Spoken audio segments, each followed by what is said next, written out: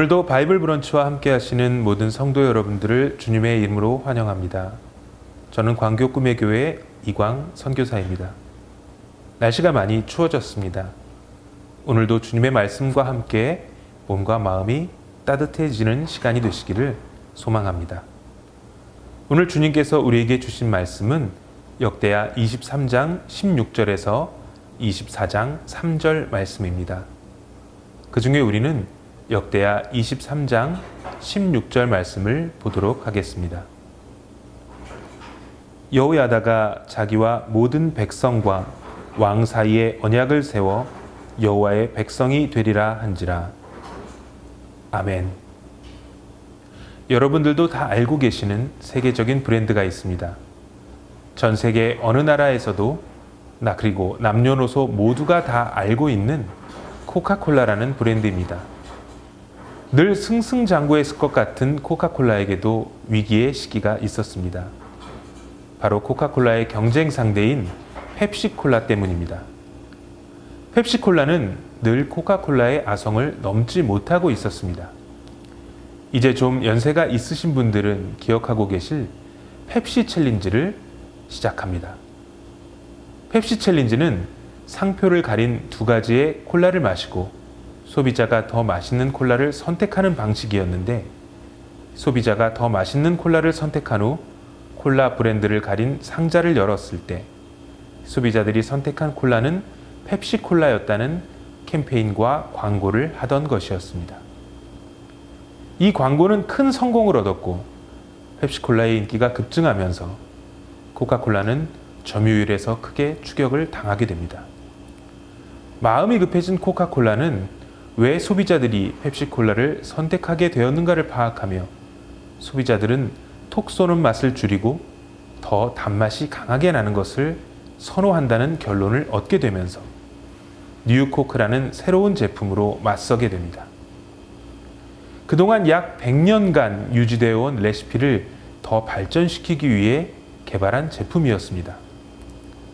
경영진들은 성공할 것이라고 확신했지만 그 예상은 빗나가고 소비자들의 반응은 무관심을 넘어 부정적으로 변했습니다.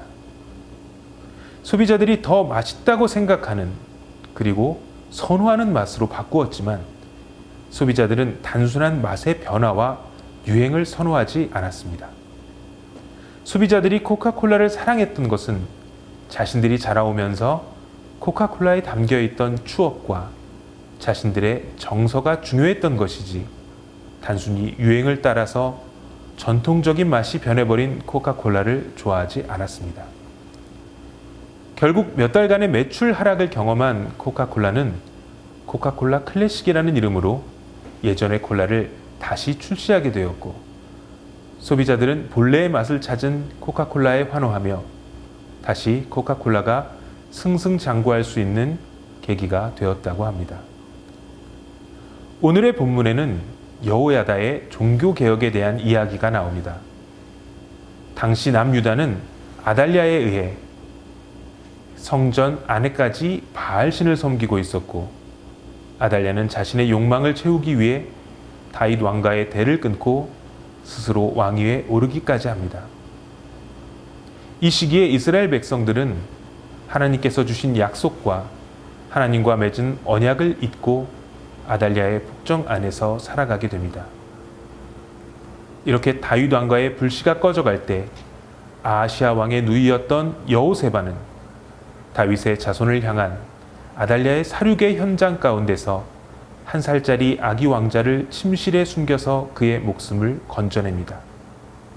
6년간을 이어온 아달랴의 폭정은 다윗 왕가의 마지막 후손을 여호와의 성전에 안에 숨겨왔던 여호세바의 남편이자 여호와의 제사장이었던 여호야다에 의해 종식됩니다. 여호야다는 살육의 현장에서 살아남은 다윗 왕가의 마지막 남은 핏줄 요아스 왕자를 왕위에 세우고 몇 가지 방법으로 종교 개혁을 시도합니다. 첫 번째로 언약을 세웠습니다.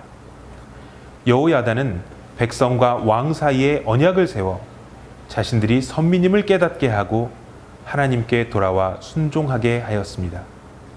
그리고 그동안 유다 백성들이 하나님만 섬기지 못했음을 고백하고 이제부터라도 하나님만을 섬기자고 이야기했습니다. 둘째로 우상들을 제거했습니다. 유다의 온 백성들은 하나님만을 섬길 것을 약속하고 스스로 섬겼던 우상과 제단을 허물어버리고 바알의 제사장 맏단을 죽이는 것으로 하나님만을 섬기겠다는 결단을 보였습니다. 세 번째로 성전을 쇄신했습니다. 여호야다는 성전의 문에 문지기를 두어서 부정한 자와 레위인 외에 다른 사람들이 성전을 출입하는 것을 금지시킴으로 거룩하게 구별하였습니다. 이러한 종교개혁과 함께 요아스가 왕위에 오르면서 남유다는 다시 평안과 기쁨과 즐거움을 찾게 되었습니다. 여기서 우리가 생각해 보아야 할 것이 있습니다. 여호야다의 종교개혁은 새로운 것이 아니었습니다. 하나님께서 이스라엘 백성들과 약속하셨던 것, 하나님께서 이스라엘 백성들에게 말씀하셨던 것, 그런데 이스라엘 백성들이 지키지 않고 잊고 있었던 것을 다시 회복하는 것이었습니다. 새로운 것을 찾아 바꾸고 만들어 나가는 것이 아닌 본래의 순수성을 찾아가고 회복하는 것입니다. 여호야다의 종교개혁은 바로 신앙의 순수성을 회복하는 것이었습니다. 우리가 어떠한 문제를 벗어나 회복과 부흥을 맞이하려면 신앙의 회복이 우선되어야 합니다. 그런데 이 신앙 회복이라는 것에는 반드시 필요한 것이 있습니다. 그것은 바로 말씀에 근거한 것이어야 한다는 것입니다. 여호야다는 하나님께서 명령하신 바대로 그리고 모세의 율법에 따라서 왕이 즉위식을 거행하고 성전의 직무를 수행하게 되었습니다. 이렇게 말씀에 근거한 신앙 회복이 있을 때 비로소 힘이 생기고 권위가 생기는 것입니다. 또한 이 모든 일은 온 백성이 지지하는 가운데 이루어졌고 그렇게 다시 다윗 왕조가 재건되었습니다. 온 백성이 공동체 재건의 주처로 나섰기 때문에 비로소 회복될 수 있었던 것입니다. 지도자 한 사람의 힘으로 그리고 공동체 일부의 노력으로 이루어지는 것이 아닌 모두가 함께 마음을 모으고 힘을 다해야 한다는 우리 모두가 알고 있는 기본이 지켜졌기 때문입니다. 코로나 바이러스로 인해 많은 이들이 어려움을 겪고 있습니다. 경제적으로, 사회적으로 모두가 고통을 당하고 있습니다. 그리고 이 상황이 지나가기를 기대하고 있습니다. 우리는 이 고통을 겪으면서 여러 가지 생각들을 하게 됩니다. 이 코로나 바이러스가 하나님의 심판인가? 하나님께서 진노하셔서 우리에게 내리시는 징벌인가? 많은 이들이 이러한 생각들을 가지고 있습니다. 저는 지금의 이 상황이 하나님께서 내리시는 심판이며 우리에게 내리시는 징벌이라고 단언하고 말씀드릴 수는 없습니다. 하지만 한 가지 명확하게 말씀드릴 수 있는 것은 하나님이 이 일과 이 상황을 통하여 우리에게 말씀하시는 것이 있다라고 전할 수 있습니다.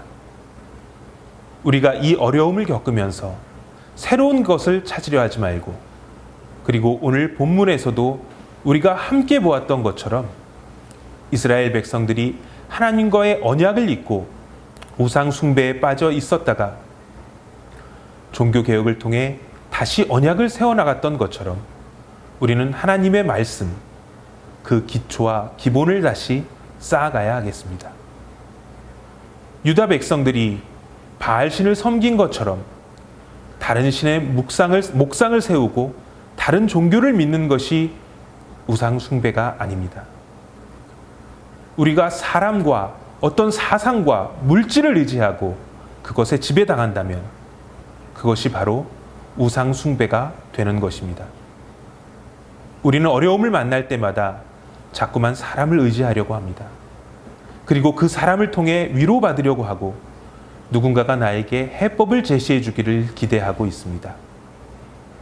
또한 어려움에 처할수록 우리는 물질에 의지하려고 합니다. 내 손에 무엇인가를 쥐고 있어야 마음이 편하고 남들보다 내가 앞서 있어야 안정을 얻고 불안함을 벗어날 수 있다고 생각합니다. 사랑하는 성도 여러분, 힘이 드십니까? 삶의 무게가 너무 무겁습니까? 그래서 누군가 나에게 이 고통에서 벗어날 방법을 알려주시기를 원하십니까? 그런데 그 사람이 나타나지 않고 내 문제가 해결되지 않습니까? 하나님께서는 이 모든 것에 대한 해답을 우리에게 이미 알려주셨습니다. 그리고 우리도 이미 이 해답을 알고 있습니다. 여러분의 신앙의 순수성을 회복하시기 바랍니다. 새로운 것을 찾아 나서는 것이 아닌 신앙의 순수성을 찾고 하나님께서 우리에게 약속하시고 가르쳐 주셨던 말씀에 의지하시기 바랍니다. 그리고 그 말씀을 기억하시기 바랍니다. 그 해답은 먼 곳에 있지 않습니다. 바로 말씀 안에 답이 있습니다. 그 말씀을 근거로 기도하시기 바랍니다. 우리의 신앙의 순수성이 회복되고 나 한 사람 한 사람이 모여 이 공동체가 회복되고 이 세상이 회복될 수 있도록 기도하시기 바랍니다. 어쩌면 우리 모두가 알고 있는 이 작은 노력들이 모여지게 된다면 우리를 가두고 있는 또 우리를 억누르고 있는 이 어려움과 고통은 지나가고 우리는 기쁨과 평안 안에서 하나님의 보호하심과 사랑을 경험하며 살아가게 될 것입니다.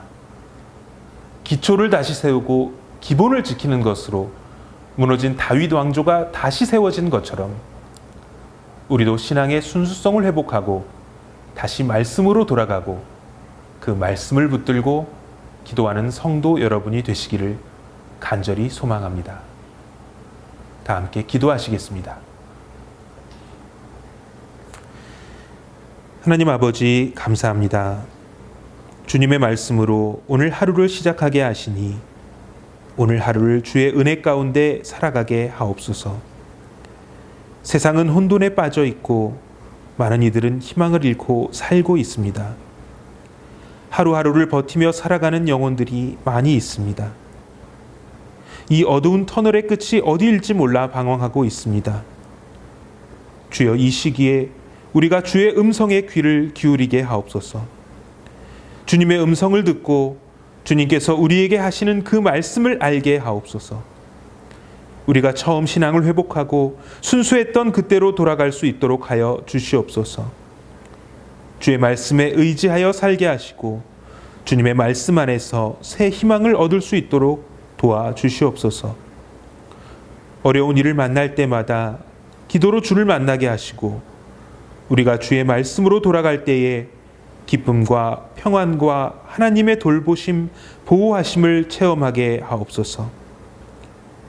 회복된 우리가 아직 어둠 가운데 빠져 헤매는 이들에게 손을 내밀게 하시고 그들도 함께 구원의 은혜를 누리게 하옵소서. 오늘 하루를 살아가며 우리가 어딜 가든지 주님의 향기를 내뿜기를 원합니다. 아름다운 주의 자녀의 모습으로 선한 영향력을 보일 수 있도록 도와주시옵소서. 오늘 하루의 일과를 주님께 맡깁니다. 늘 눈동자와 같이 우리를 보호하시고 우리와 함께하여 주시옵소서. 이 모든 말씀 우리 주 예수 그리스도의 이름으로 기도하였습니다. 아멘.